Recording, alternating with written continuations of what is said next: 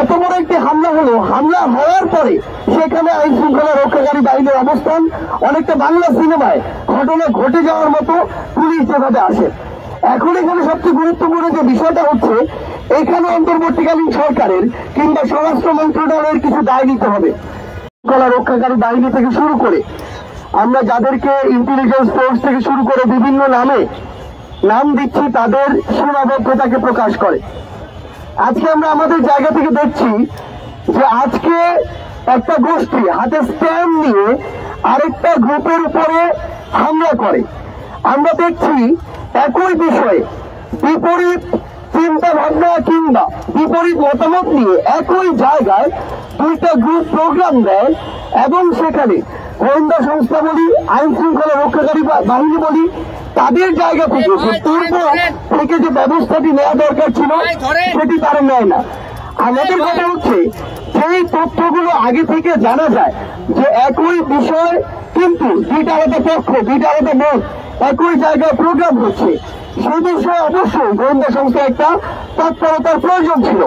এরপরে তখন যারা এখানে এক হওয়ার পরে তাদের মধ্যে কোনো সংঘর্ষ বা এমন কিছু হতে পারে কিনা, হয় কিনা, এই ব্যবস্থাটা আইন শৃঙ্খলা রক্ষাকারী বাহিনীর পূর্ব থেকে নেওয়া দরকার ছিল। এই দুই অংশীদারের আমরা কোন রকম যে ধরনের ভূমিকা আমরা প্রত্যাশা করেছিলাম আমরা কোনোটাই পাইনি। এরপরে যেটি হলো, এই যে হামলাটি হলো, এত বড় একটি হামলা হলো, হামলা হওয়ার পরে সেখানে আইন শৃঙ্খলা রক্ষাকারী বাহিনীর অবস্থান অনেকটা বাংলা সিনেমায় ঘটনা ঘটে যাওয়ার মতো পুলিশ যেভাবে আসে। এখন এখানে সবচেয়ে গুরুত্বপূর্ণ যে বিষয়টা হচ্ছে, এখানে অন্তর্বর্তীকালীন সরকারের কিংবা স্বরাষ্ট্র মন্ত্রণালয়ের কিছু দায় নিতে হবে। যে দায়টি হচ্ছে, আমরা গতকালকে কিছু ভিডিও প্রকাশিত অ্যানালাইসিস যে ভিডিওগুলো ছিল এগুলোতে দেখেছি যে পুলিশ সদস্যরা একদম ব্যক্তিগত ক্ষোভের জায়গা থেকে, ইচ্ছার জায়গা থেকে, ব্যক্তিগত প্রয়োজনের জায়গা থেকে নিরস্ত্র আমাদের ভাই বোনদেরকে ওই জুলাই আগস্টে ইচ্ছা মতো হত্যা করেছে। যাদেরকে ওই সময়ের পোশাকধারী মানুষদেরকে আমরা নরপশু বললেও নরপশুকে ছোট করা হবে। তারা যেভাবে মন চাইলো, একজন মানুষ হাত তুলে তার সামনে দাঁড়িয়ে আছে, 20 জন পুলিশ, তার ইচ্ছা হয়েছে সে গুলি করলো, তার পুরো শরীর রক্ত ভিজে গেল, লাশ মাটিতে লুটিয়ে পড়লো।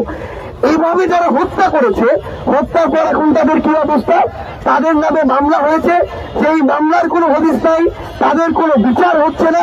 দৃশ্যমান বিচারের যদি কোনো কাঠামো দেখছি, আবার গ্রেফতারের পরে জামিন হয়ে যাচ্ছে। তো তারা যখন এত বড় অপরাধ করার পরে পার পেয়ে যাচ্ছে, এইখানে সবচেয়ে বড় সমস্যাটি হচ্ছে তাদের যে দায়বদ্ধতা, ওই পোশাকের উপরে, শপথের উপরে, এটি তারা এখন আর অনুভব করছে না। এবং এই যে এত বড় অপরাধগুলো করার পরে তাদের যে শাস্তি হওয়ার কথা ছিল, এটি না হওয়ার কারণে অন্য যারা পুলিশ সদস্য রয়েছে, আইন শৃঙ্খলা রক্ষাকারী বাহিনী রয়েছে, তাদের দায়িত্ববোধের যে জায়গাটি সেটি নড়বড় হয়ে গেছে। তো সবচেয়ে গুরুত্বপূর্ণ কথা হচ্ছে, কেউ একজন পোশাক পরলো, শপথ নিল, তার যে দায়িত্ব সেটি পালন করতে পারলো না, এবং না পারার পর অন্তর্বর্তীকালীন সরকার বলি, ওই মন্ত্রণালয় বলি, তারা কোনো ব্যবস্থা নিল না, তাহলে এরকম অনাকাঙ্ক্ষিত ঘটনা একটার পর একটা ঘটবে। সবচেয়ে গুরুত্বপূর্ণ বিষয় হচ্ছে, আমরা আজকে শহীদ মিনারের এই জায়গা থেকে বলতে চাই, এগুলো যদি রোধ করতে আমরা চাই, আমরা যদি এগুলোর পুনরাবৃত্তি আমরা চাই না, আমরা চাই না যে এই রক্ত দিয়ে ধীরে ধীরে আমাদের মাটি পবিত্র হোক। জুলাই আমরা যে রক্ত দিয়েছি, এরপরে এই বাংলাদেশের মাটিতে আমরা এমন অনাকাঙ্ক্ষিত ঘটনার মাধ্যমে এক ফোঁটাও রক্ত দিতে চাই না। আমরা এখন নতুন একটা বাংলাদেশ চাই, যেই বাংলাদেশের স্বপ্ন আমরা জুলাই আগস্টে দেখেছিলাম, সেইটি যদি আমরা আমাদের জায়গা থেকে বাস্তবায়ন করতে চাই, সবার আগে লাগবে দৃশ্যমান শাস্তি। যেই খুনিরা পোশাকধারী হোক, পোশাক ছাড়া হোক, যেই খুনিরা প্রত্যক্ষ পরোক্ষ ভাবে ভিডিও এবং অডিও কিংবা আমরা যদি বলি ছবি, এই ডকুমেন্ট গুলো যাদের আছে, যারা এই হত্যাযজ্ঞের সাথে অভ্যুত্থানে সরাসরি সংশ্লিষ্ট ছিল, তাদের দৃশ্যমান বিচার লাগবে। এমন অন্তত 10-20টা ঘটনা রয়েছে যাদেরকে 1 মাসের মধ্যে একটা তদন্তের মাধ্যমে, বিচারিক প্রক্রিয়ার মাধ্যমে আনা যায়।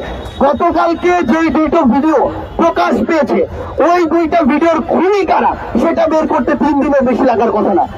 তারপরও যদি এই দীর্ঘসূত্রিতা দেখা যায়, সেটা এরকম মনোকাঙ্ক্ষিত একটার পর একটা ঘটনাকে ত্বরান্বিত করবে।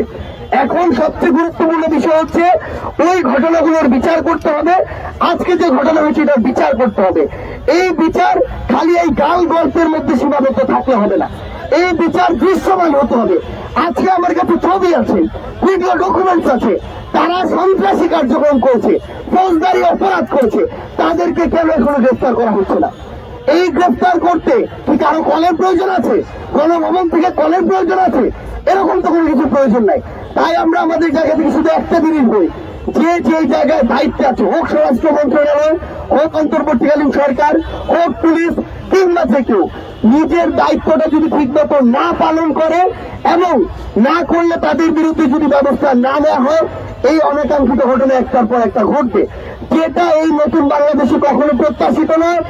আমরা স্পষ্ট করে শুধু একটা জিনিসই বলি, আগামী অল্প কয়েকদিনের মধ্যে এটা যদি দৃশ্যমান কোনো বিচার না হয়, তাহলে আলটিমেটলি তাদের প্রতি আমাদের যে আস্থার জায়গাটা সেটা নষ্ট হবে। আর সেটা যদি নষ্ট হয়, তাহলে এই সিস্টেমকে কিভাবে নতুন করে ভেঙে চুরে আবার করতে হয়, সেটা বৈষম্য বিরোধী ছাত্র আন্দোলন জানে, সেটা জাতীয় নাগরিক কমিটি জানে। ধন্যবাদ।